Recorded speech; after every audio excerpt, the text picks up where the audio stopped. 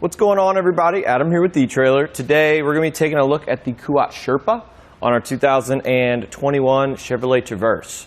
So if you're looking for an extremely attractive looking rack that comes with a lot of different options and features I look for, look no further. The Sherpa is going to come in a couple different colors. This is gunmetal gray, but we're also going to have metallic black and pearl. So depending on what you want, you can make it fit your vehicle, or you can just get that look you really are looking for.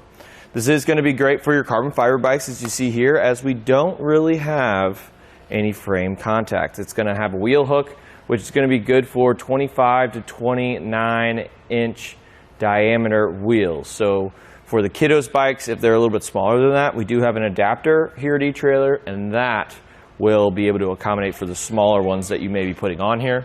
And we are going to have a wheelbase maximum of 47 inches and 40 pounds per bike. So not really good for your fat tire bikes or your electric bikes. The fat tire bikes, if you do have one and it's less than 3 inches in tire width, then you can go ahead and use it, but just make sure you don't go over the 40-pound weight limit. So this one right here does have a tilting feature, which I really like, just because you don't have to take your bikes off to be able to access the back. It has a big old lever, which is nice and easy. And then this way, we'll have some access to the back. Not full access, of course, but if you do want to have the full access, we have a swing away system from Kuat that'll allow you to completely swing this out, so you can grab some of the bigger, bulkier stuff in the back.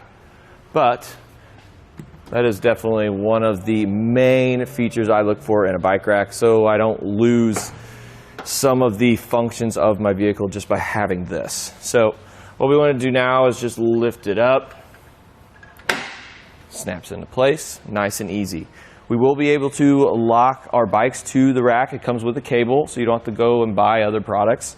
And right here is where it's going to live. So it'll just wrap around your bikes and then go right in there. It's always nice. And we are going to get 2 keys with our kit as well. So let's go ahead and take the bike off the rack. I always start with the strap in the back, just because it doesn't really hold the bike upright.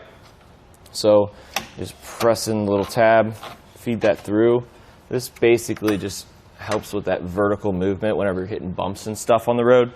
And then when we come to this one, put a hand on your bike and then press in this knob, go up and out.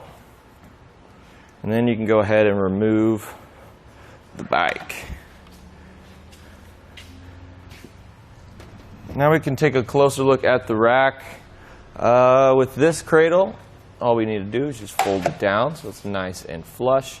And then, of course, when we're done, we'll bring this back. I always like to just replace this. And one nice thing about this is it is going to pivot. So if you have a longer wheelbase bike, it'll tilt back. For the shorter ones, it'll tilt forward. So that's always nice. So let's just see how much length we're adding to the vehicle. From the bumper of our Traverse all the way to the end, it's going to be about 32 inches. But we can cut that down a little bit just by using that same exact lever for the tilt feature. Fold it up. It's nice and even, not really wobbling at all. And that's going to bring it down to about 15 inches from our bumper to our anti-rattle knob. This I really like. One, I like an anti-rattle system. I really think it's necessary on a bike rack, just because you'll hear it and your components will feel it, and so will your bikes. With this is just a simpler, easy, quicker version. So basically, as I turn this counterclockwise, it's going to loosen this up, and that's usually what you'll get with a bike rack that doesn't have an anti-rattle system. But with this, there's no threaded hitch pin.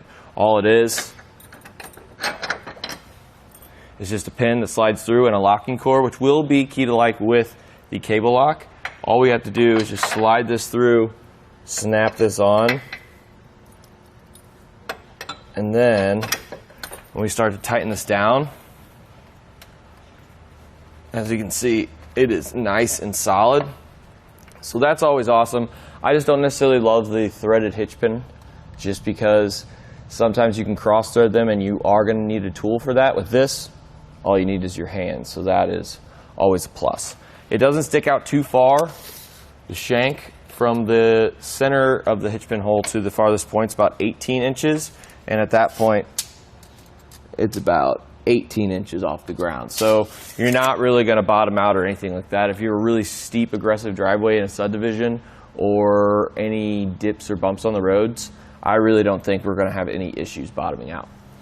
All in all, if you're not looking to haul some heavier bikes and you're only needing 2 bikes to get to the trails, this is definitely going to be one I would recommend, and just pick the color you want. Other than that, that's basically it for a look at the Kuat Sherpa on our 2021 Chevrolet Traverse. This is our test course. Let's start with the slalom. This shows side-to-side action, such as turning corners or evasive maneuvering. Then on to our alternating speed bumps. This shows twisting action, such as hitting curbs, potholes, road debris, or uneven pavement. And last of all, the solid speed bumps. This shows up and down action, such as driving through a parking lot or parking garage, or driving in and out of a driveway.